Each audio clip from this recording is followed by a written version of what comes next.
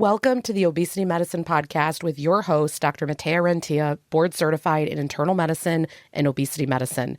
Here, we talk about a path to metabolic health, and we have real conversations about chronic weight management and living a full life. Just a reminder, I am a physician, but I'm not your physician. So everything that's on this podcast is for informational purposes, but please go talk to your doctor about what's right for you. There is no medical advice being given on this podcast. Welcome back to another episode of the podcast. How are you all doing?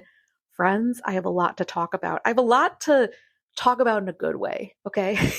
So I'm recording this right toward the end of July, and my kids go back to school first week of August. Insanity, like literally in 5 days. And the reason I'm recording this is because we got back from a week vacation in Gatlinburg, Tennessee. There are the Smoky Mountains there. It was gorgeous. We did hiking. We just did a bunch of stuff. It was magical. Me and my husband, we would get up every morning at about 6 o'clock, and I'll explain why. A lot of these trailheads don't have a lot of parking. So if you go to some of the smaller parts of the park, there's this one place where it's like a 20, 30 minute, one lane little turning road in the bottom of the mountains. And there'll be like 1 to 3 spots every, fourth of a mile. And so you can kind of pull over, maybe look at a little thing. But the main trailhead that led to this really amazing waterfall, every day when we were coming, the spots were full. And then you could park further down and walk, but it was literally like multiple miles down the road. And I'm sorry, I wasn't willing to do it. So day 3, we finally got there early enough. But my point is this. So we're doing all these walks and hikes and all these things. And my husband was great, got me some photos, some videos, all the things. So I'm looking at it a few days in, and I'm noticing, oh, I have calves of steel. And notice I didn't say anywhere, oh, I need to lose weight or whatever. I really looked at that and I was like, that's amazing. And then this thought occurred to me. In the next year, by the time next summer rolls around, I would like to become a buff goddess. Now, this is not about weight loss. This is not about aesthetics. I'm not like, I want to weigh X amount. No. This is really about how absolutely amazing it felt to be able to hike several miles up a mountain. Now, I'm not saying it was easy. It was not easy. I was breathless. I was sweating, but I could do it. Okay. And I want to get to a place where I can do bigger mountains, where I'm even more fit. I want to keep going in that direction. And I would have never thought that I would say that. In fact, to be honest, there's a part of me that actually really hates going up a mountain. I always told myself this growing up. We did when I was growing up. I don't remember what grade I was in. I had to be 5, 6, 7. I was something on the younger side. And we went to Colorado and we were doing these hikes in the mountains. And I remember hating every single minute of it. Every single minute being like, I never again want to hike up a mountain. And granted, literally, I wasn't moving much, and then we would go up a hill and it would be wretched, right? But anyway, the point is, I was much more capable on this trip, and I noticed myself saying, I want to go in this direction a lot more, and that I'm open to that. And that's never really been a goal for me. Fitness has been something that I do because I do the walks and I enjoy it, and I've slowly built these things out over time, but I've never had an intentional, I want to run this amount of mile, or I want to be able to lift this. That's been too much pressure for me. And this has been something where I've worked this past year so much on emotional eating and nervous system that it's almost like when you have this history with everything that's not super amazing, sometimes you have to be super cautious with how you approach something so that you do like it and you're willing to keep going at it. So anyway, I have that thought. I realize it's not about aesthetics, that I want to keep going. And the other thing that occurred is that historically, years ago, my left knee every so often hurts and swells up. And it's kind of like if I overdo it with stairs or something like that. And I kept waiting for it on this trip because each day there was so much physically that we were doing. I was like, any minute, either later today, tomorrow morning, I'm going to wake up. I'm not going to be able to move it. I'm going to have to elevate. I'm going to have to be on the couch all day. I was like waiting, right? And it didn't happen. So then I talked to my mom, who's a physician, and she's like, of course it didn't happen. You've been exercising every single day. The point is, things change, right? I just assumed I would always get the knee pain. I assumed I would never like a hike. And the reality is that these things aren't true anymore and things change over time. And everyone's at a different spot with this. I see this with my patients. Some people are at a spot where they are working on getting up, walking a few steps, and that's plenty for them. Others are triathletes. It's all great. It's all amazing. Nothing is better than the other. I really think we need to measure things according to what we want, what our values are, where we're at the moment.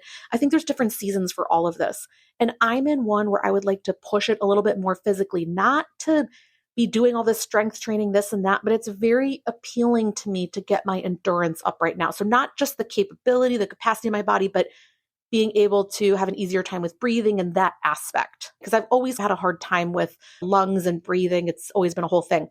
That past vacation has helped me to have total clarity what I'd like to do over the next year. And I would not have had that if I didn't have time of being off of social. I think there was like maybe a minute or two per day that I would make an Instagram story, but I even actually had those delayed. I would make some of them. And then I don't like to post stuff right when I'm doing it. It's kind of like a security thing. So everything was a few days delayed from when we actually did it. But the point is, I was not watching videos on the trip. I was just very part of what was happening, right? And having that silence, not having something constantly playing, even in the car, I didn't have podcasts playing, which I'm always listening to a podcast.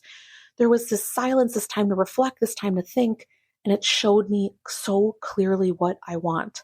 And I know we talk about this a lot, but you need times of rest where there's unstructured activity, maybe where there's some silence, maybe for you it's a walk, maybe for you it's going to a different restaurant with your spouse. I don't know what your version looks like, but you need that time. Otherwise, you will not have clarity what you want to go for, why you want to go for it, how things are changing over time. To be honest, I thought I was still in the mode where me and working on the emotional eating with food and nervous system, I thought that's what it was all about. But a few months ago, something kind of broke free where I was like, oh, I am working much more often on just being in a calm spot. I do these meditations. I do the walks. I've been practicing so many different things. I remember meeting with my coach a few months ago and I said, there's just no problem here. And then we talked about, okay, so when things are going great, what's actually happening and all of that, because there's also stuff to learn when things are going good. And so it gave me the room then to now to be able to set another milestone, another goal. And before I'm just someone who's not concerned with how my body looks. I've talked about this, that it's almost like I wish I cared more because I just don't care. And I feel like that might motivate me more. But I'm very motivated at thinking about, okay, a year from now, could there be like a 10-mile hike that I do or something where it's no problem? Like I figured out the right shoes. I figured out the nutrition endurance part of it. I figured this out, figured that out. That's super appealing to me. And I think that we need to slow down enough to even notice when things change and to be able to have that clarity and then to be able to take really focused actions and to be able to build in the seasonality. So let's slow that down for a minute. If you don't get enough rest time, and rest is different for everyone. Rest could be you doing the dishes if that's a time when you can think and you can process. Sometimes, don't hate me, I actually love doing laundry. There's something so fun about it. You're just sorting who goes into what room. And then I go into my son's closet and I'm like, oh, this is really fun to figure out, like, okay, where are we going to keep this? My mind is checked out, right? It's just this like you're doing something, but you don't have to think about it. When you get that rest, you get clarity of where you want to go. Usually that clarity, you get some really focused actions. Now I'm thinking about what types of things am I going to go try to do? Am I going to do more incline walking, more stairs, look up a program for how to increase hiking capabilities more? I'm going to look into all this. But through that clarity comes that focused action. And then the seasonality being, I know for me, June and July, quieter months, because there's so much happening with the kids over summer and I want to be present. It's like everything kind of slows down when it's hot out. I don't know where you guys live, but everyone kind of checks out around summertime. August, I kind of reintegrate. Again, my kids go back to school. I feel things kind of get settled again. And then September through December, it's pedal to the metal. I love it. There's something about fall hitting where I'm like, here's my goal. Here's what I want to do. And I've always thought, is it because that's when 30-30 is running? I don't know. But don't question it if it's working.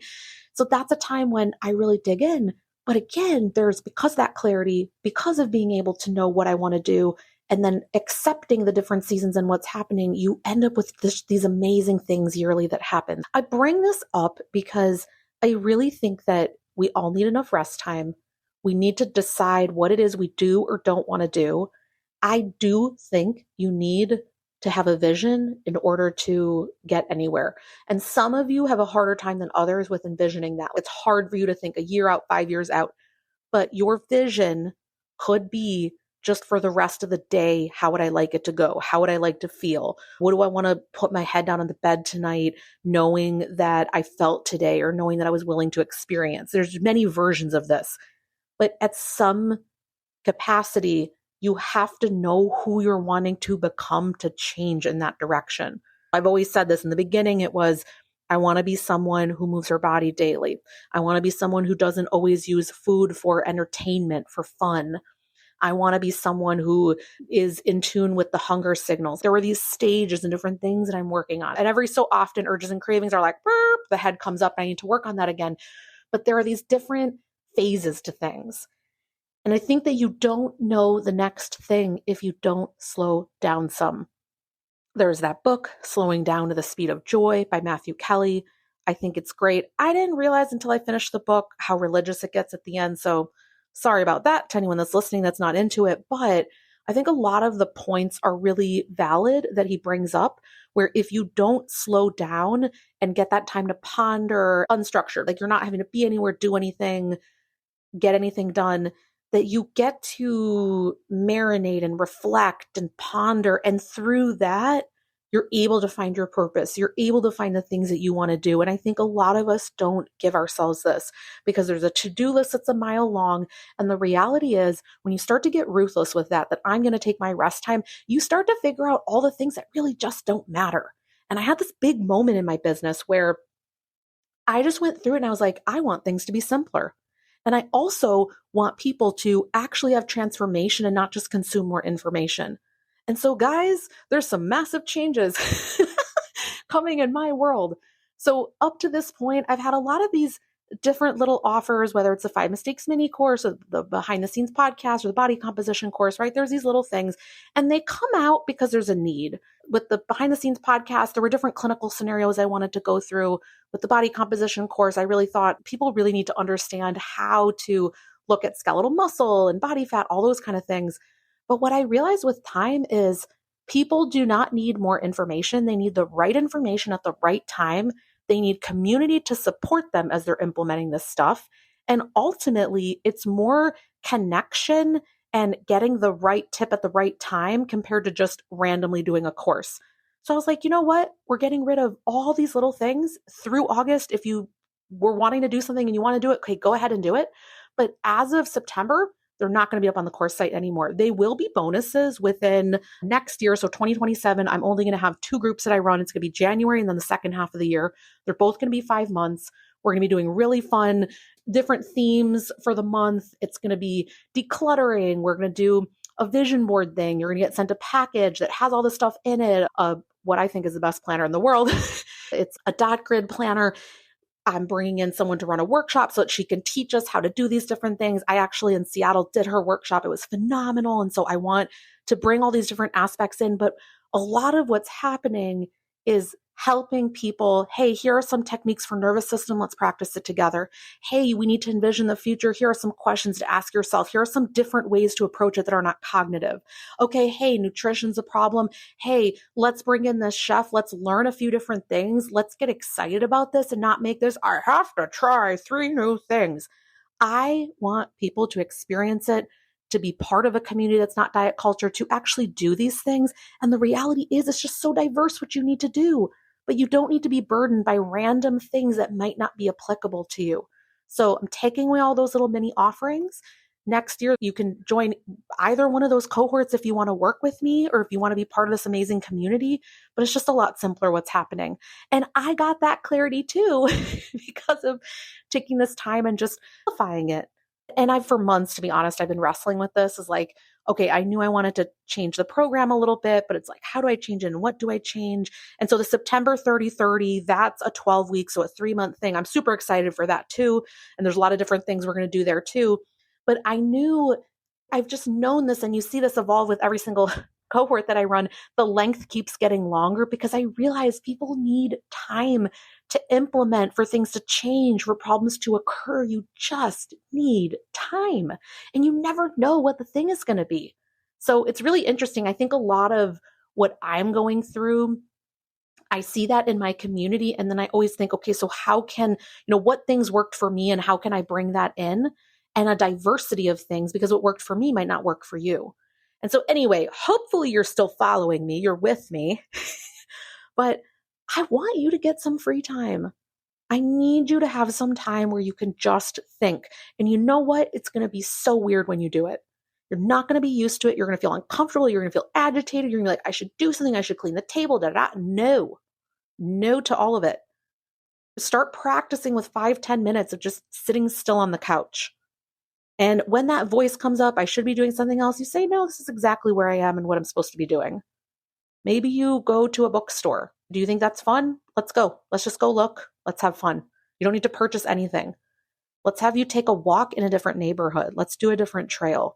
Let's mix this up a little bit for you, because there's different energy in different places, and we need to figure out what's actually there for you. You don't know the next version of who you can become if you're not doing different things, not challenging yourself a little bit.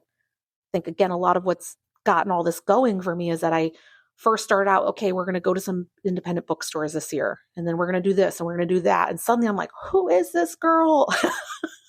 You're showing yourself what's possible.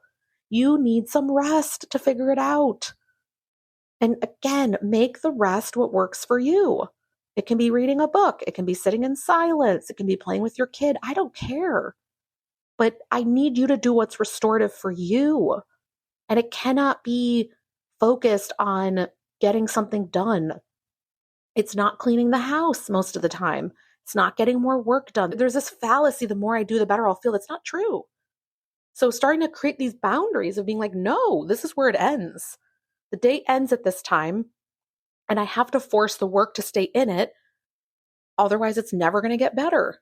Life's never going to change. You have to have that snapping moment. Okay, so getting back to what this episode's all about, I want to challenge you to think about the last week or two. Have you taken any time to rest? It matters. If you are frustrated that you are not getting where you want to health-wise, and I'm just going to go where you all go. Say, okay, you want to lose those 20, 30 pounds, whatever it is. It's really not about that. There's the thing under the thing. I always like John Deloney always says that. The thing under the thing, like what is actually the problem? And many of us, we're kind of low-key unhappy. There's this like hum of dissatisfaction or restlessness, and we have interpreted that as a problem. Sometimes we grab a snack because it kind of gets rid of that, or we actually were overworking, but we still gain so much value in this savior complex. That's actually a problem when you think that you're like, I'm going to be the one to help everyone. No, you're not. It's a problem. There's like victim, villain, savior. There's all these sort of like archetypes that actually get us down and that don't help us. But if you don't take the time to rest, you cannot see what's on the chessboard. You have to step back. You have to have that 30,000-mile view in order to be able to know what's going on. It does not occur when you're right up in it. We have no logic, no reason. We cannot change anything when we are eyeballs to it. It's when we step back. And then things break loose. We just allow it to marinate a little bit. We start to say, hey, this is something I want to solve. Here's where I'm at with it. Do I believe that? Do I not? We just start to wiggle it loose like a tooth. But rest is where it starts. Okay. I hope that this was helpful for you today. And I don't mean this to be another preachy episode at you, but I guess my hope is through hearing an example for me of how it's taken me from A to B, there might be some message in there for you of, oh, I've actually been looking to solve XYZ, and maybe I could try insert the blank. What is that for you? And for most of you, it's doing less, it's doing nothing. A lot of it just really doesn't matter. I think I've talked a lot on the podcast about this, but me and my husband, we've been watching industrial amounts of the show Alone. I think I've talked about it, but just to recap, in case you missed the episode, they take 10 survivalist experts, drop them in these really harsh remote locations. They're all by themselves, no camera crew, anything. They're recording it with like a GoPro on their forehead and a camera that's on a tripod, but no one there. Like there'll be like bears circling their camp. It's raining 24/7. It's 20 below zero. You name it. Like all the seasons are horrendous. And what it always comes down to is that people, they do not know what to do when they have no distractions, a phone, talking to someone, whatever it is. All these emotions come up. They've never processed these. They've never thought about them. Some can work through it, others can't. And obviously there's like really extreme scenarios, but what always comes out, not only the emotion coming up and what you do or don't do with it, and some people leave and some don't, and there's no right or wrong, but the second thing that always comes out is what actually matters. They all sit there and they're like, I've not spent enough time with my mom. I want to be a better dad. I regret XYZ. And then they learn how to kind of let go of that. But it's like this clarity comes because they slow down enough. I'm going to stop the episode here. But I hope that this gives you some insight if you are wanting to participate in the last version of how it's going to look, this 30/30 program as of now, at least in 2027. I won't be running it again the same. That starts in September. It's 12 weeks. Again, we do a lot of great things in there. If you have questions, let me know. But that's the last time I'm doing it in that way. And then starting in January, we'll have 5-month 30/30 momentum. And again, it's going to be very different what we do and how we do it. And I'll tell you about more of that coming up, because I've got a lot of great ideas, but I just want to make sure to fully flesh it out before I talk about it anymore. I hope that you all have a great week, that you get some rest time, and that you start to get some clarity from it. And then you know that the actions you are or are not going to take are aligned. I hope that can be this week for you. All right. Have a great rest of the week, and we'll talk soon. Before I end today's episode, I have a quick message if there are any clinicians in the room that are either starting a practice or that are growing a practice. This is not relevant to you if you are not a clinician in that capacity. So the episode ends here if that's you.